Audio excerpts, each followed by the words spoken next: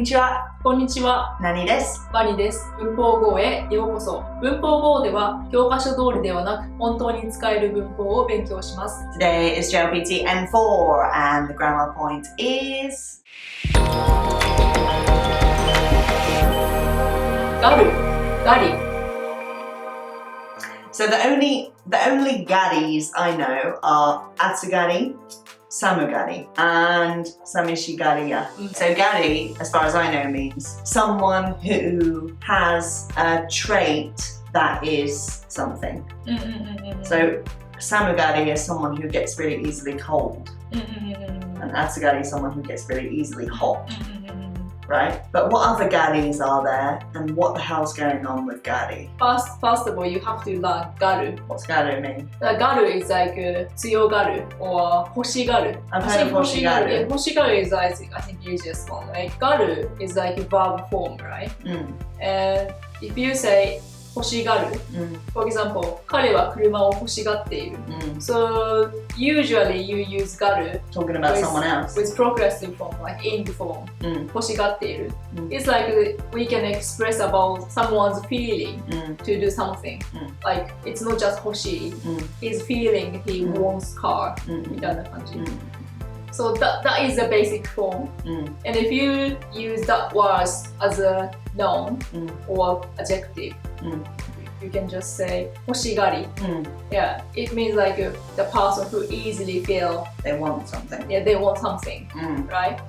So basically that is kind of the expression of the feeling of someone. Yeah. Okay, so it's a suffix you can add on. But can you just add it to anything, or are there specific set words that people are using? I think kind of a set word. You can't say like 浮気がり 浮気がりとか、浮気するがるとかは言えない。Alright. You can't say it. So I think it's set phrase. So you have to remember some famous one, like 寒がり、暑がり, or 寂しがり、強がり。So it's not like 彼女は寒い or 彼女がよく寒いより彼女は寒がり means she is continuously at several points in her life a cold kind of person. Do you?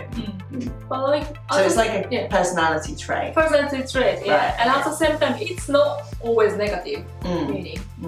For example, you can say 彼って寂しがり屋だよね。寂しがり屋 means like he's always easily feeling lonely all the time. But it doesn't mean negative all the time. It depends on the context. It's kind of neutral. But what gari am I?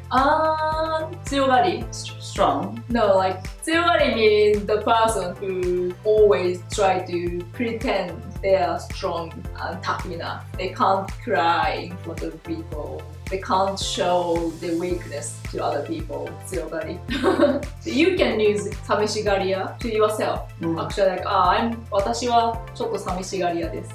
You can say, at the same time, you can't say 私は車を欲しがっています。Yeah. So if it's in verb form, you can just use for third person.